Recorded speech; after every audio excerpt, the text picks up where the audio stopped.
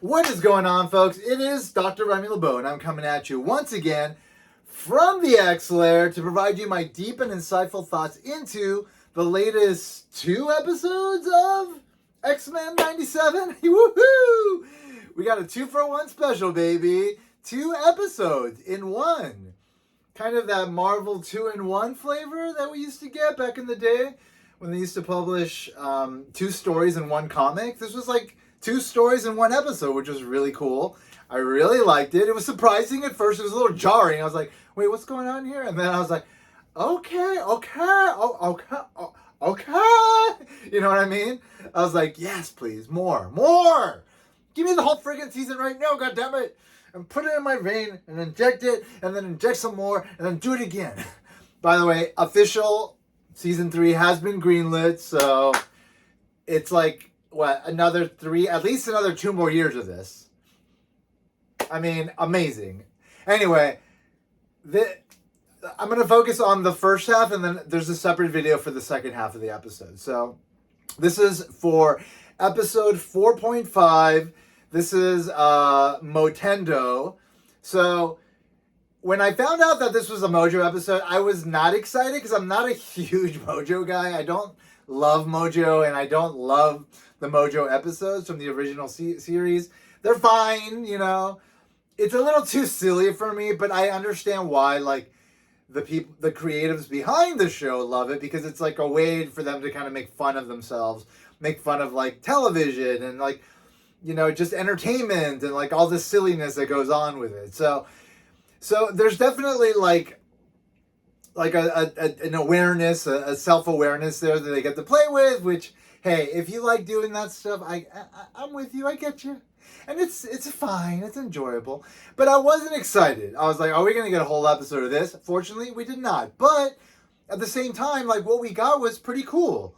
You know, we got a Jubilee and Sunspot-centric episode. It was basically a love story as well between the two, because in the end they wind up hooking up, which is awesome. I love it. I love Berto and Jubilee. I love Jubilee. First of all, they're like, we can't just make Jubilee, we can't just give Jubilee a love interest. She's got to be 18 first. It's like, okay, fine, Disney. You don't want to push romance until people are adults. Got it. Maybe not. But I mean, Disney. Hello. Anyway, So we got that love episode business. And then we also got this, like, interesting sort of, like, reflection on, like, video game culture and, like, and what it means. And we sort of got, like, this, like, moral and, like, a message about, like, you know, like, wanting to live in reality versus, like, video games. It was, like, very profound. I was like, wow. And then one really interesting thing that I didn't look this up, but, like, one really interesting thing was that the older version of Jubilee, the digitized version that had survived the game, that had played it endlessly, I'm pretty sure that was the original voice actress for Jubilee. So, like, I know, like, she's white, she's not Asian, so, like, you know, like, they didn't want to rehire her. And also, she does sound a little bit older, so I'm glad they went with a younger actress who is Asian. You know, great. I mean, you know, it's good to be consistent when it comes, because before it was like all white folks basically playing all the characters, most of the time. There were exceptions, whatever. But anyway, like, I understand why they didn't go with her. I like that they brought her in here. I'm pretty sure she's playing another character. I know that the original Jean Grey is playing, like, Dr. Val Cooper. So, you know, they're honoring a lot of the legacy while also, you know, kind of pushing this forward into this new era of the show, which is dramatically improved, if you ask me. And it has nothing to do with the old show. It just has to do with technology and, like, and you know, just like the movement forward of the art form of animation, of storytelling, of filmmaking, etc., etc., etc. Anyway, so that was a really cool moment where both Jubilees met. It was like the 2 voice actresses were meeting, which I really enjoyed. Anyway, fun little episode. It's Jubilee's birthday. We started the kitchen with Magneto and Gambit and Rogue having their little love triangle thing. Well, first of all, like opening sequence, still living, breathing thing. We got like Roberto da Costa doing the Jubilee thing in the credits. Last time we saw it, I believe outside of the credits. Yes, and then now it's actually in the credits. I love how it's like evolving, and they took out Bishop, which I'm a little bit, kind of torn about because on the one hand, like I love Bishop and I don't want him to go, but on the other hand, like I understand why he had to go, and therefore like I get why he's not. I'm sure this is not like them saying like he's not in the show anymore. It's just he's just not in the show right now. And because the opening sequence is a living, breathing thing, it's like, well, let's show the people that are in it. And then, if he comes back, I'm sure they'll cut it back in. Just like Magneto was not part of the team and therefore not in the first episode, but second episode in there. Anyway, opens up. You get a little bit of the love triangle bit with Rogue, Gambit, and Magneto. I love that interaction. Magneto, just... pouring the salt on the open wound of Gambit, like kind of suspecting something by basically asserting like, I'm in charge. Hey, Magneto! Fucking dominating Gambit. Love that shit. And then, like everybody comes in and it's like a discussion about Jubilee's birthday before Jubilee comes in. And, like Magneto's like, I'm not okay. Well, actually, anyway, at some point, Magneto's like, I'm not okay with us like chilling because like we got to be training because like people are after mutants and we got to stop them. He's militant, he's hardcore, he's what we expect him to be. And then we get that great sort of moment where like Morph is like, well, I guess somebody didn't get a great birthday or something, and then like somebody's parents didn't give him a great birthday, and then Magneto like, just without like any kind of like dramatization, extra sort of like layers of just silliness, like is just like my parents were killed when I was a kid, and it's like a very sobering moment, which I love. I love the juggling of the fun and the silly with the ridiculously serious. It's like, yeah, his parents were killed in the Holocaust. Like that's some serious ass shit. Anyway, fantastic, like beyond fantastic. Loved it, beyond loved it. And okay, so then Jubilee comes in and like, she wants to go to the arcade, and then it turns out Magneto doesn't want to go to the arcade because, Magneto. I mean, he's awesome. And so we see Jubilee and Roberto da Costa in the room talking about, whatever. And then Berto is like criticizing video games, and he's like, hey, like video games suck. And she's like, oh, what is this? There's like a video game console. It's like an old Nintendo / Sega Genesis type of system, but it's Motendo. She doesn't know. Jubilee doesn't know where it came from. Rogue told her there would be surprises, so she's like, oh, they got me like a video game system. And then they start playing the game, and the game basically matrixes them, like brings them into the game. Oh, there were a couple of Matrix allusions, references in this episode, which I did appreciate because, Matrix, I mean, come on. There is no spoon, baby. There is no spoon. Anyway, so they get sucked into the game. We realize it's like a Mojo situation. Mojo is now going from TV to video games, like very sort of, very reflective of things going on today in our world, right? Like we're like, video games are becoming like this dominant force, almost to the point where it's like rivaling film and television, right? So anyway, in the process, so they wind up in the video game. They get attacked by Sentinels and the Friends of Humanity, which is really cool. It's done really well. I love the animation. Then they wind up on in Genosha. So this goes back to season 1 of the the original series, where Jubilee goes to Genosha with Gambit and Storm because they hear it's like this mutant paradise, but then they find out it's like a labor camp for mutants, and the country is like using mutants as like natural resources and enslaving them. And like, so we kind of like go through like, it's kind of beyond, like there's a lot of layers to this like first half of the episode, which I love, you know, like the sort of commentary on video game culture, the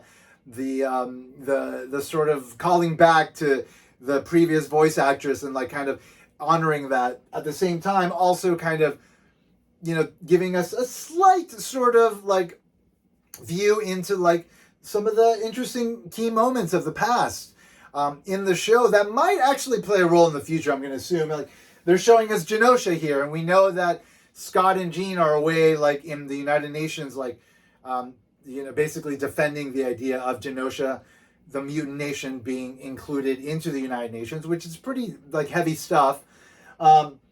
Again, Genosha, originally a slave colony of mutants, now a mutant nation, independent.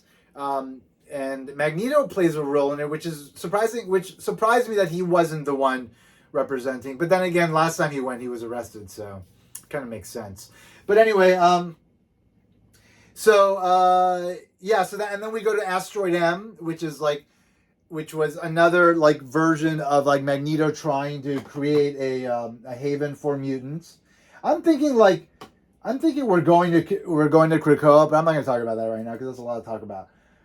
But okay, so eventually Mojo, you know, he's really skinny for some reason. So what I'm assuming from what I saw is that when his ratings and popularity are down, like he like actually loses like energy, and maybe like this is him basically at his weakest. And then when they start playing the game and like everybody's into it and he starts getting ratings or whatever it is that he's getting, like he seems to pump up and become big Mojo again. I guess that's what happened. That's sort of how I read it.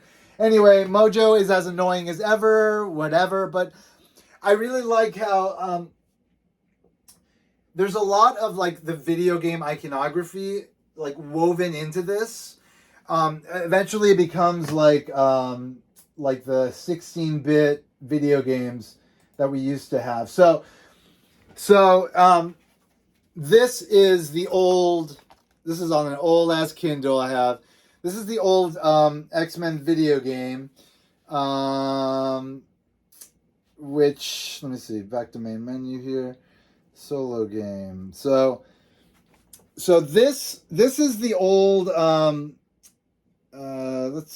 solo game. Let's start. This is the old X-Men arcade video game.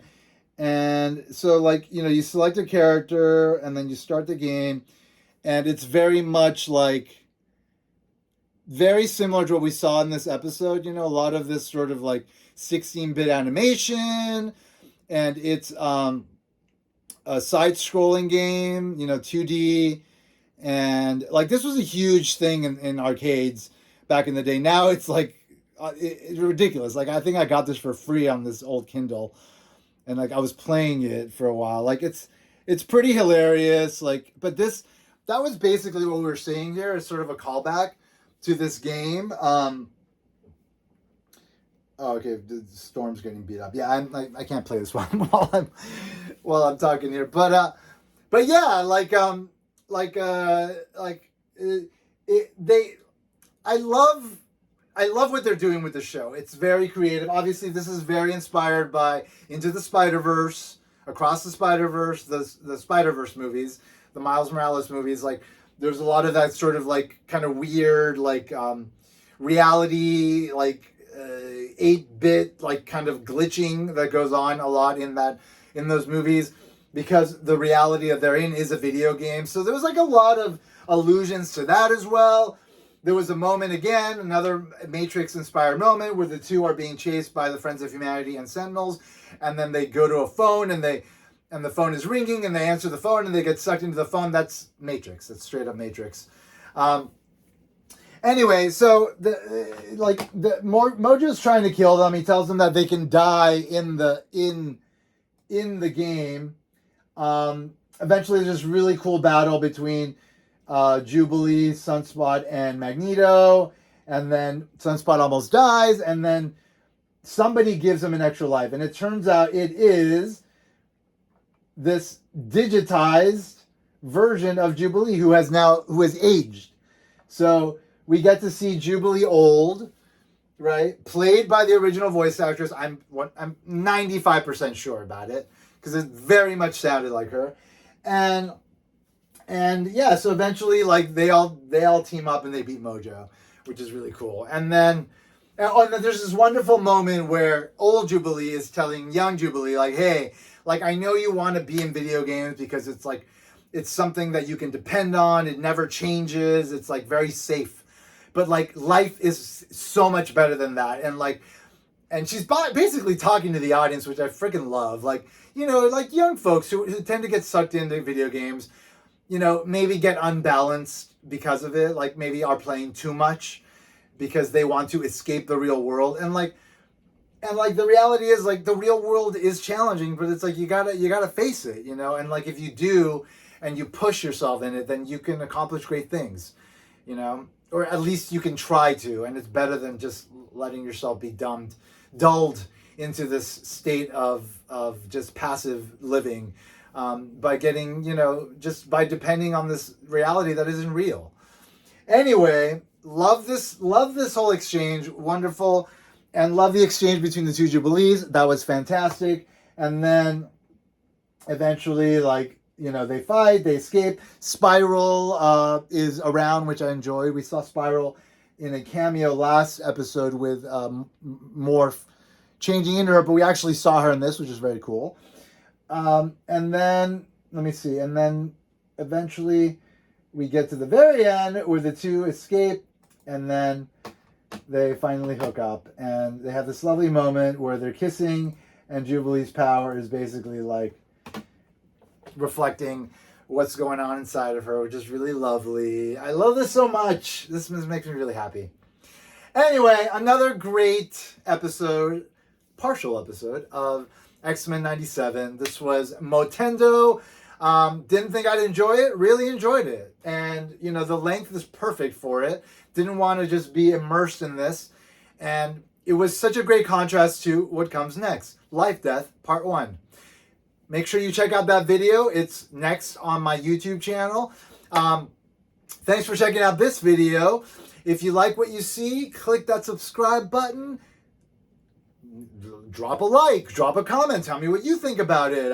Click the bell on YouTube so that you can remember, so you are notified when I put new videos on. If not, you won't know, and then you might miss some awesome just gushing, because that's all I do now. Just gush, because I love this stuff so much. This is such a gift, and I'm happy to be enjoying it and also like sharing it with all of you that are also enjoying it, which is really cool. And maybe I'm talking to future generations of people that are watching this for the first time, which is really a great like thoughts to have. Anyway, as always, I want to thank you. Hope all of you are doing well and life is treating you as well as it possibly can. And as always, I want to remind you that if you haven't already, you better put an X in the box, cause ain't nobody checking me! Ain't nobody checking me! Goodbye.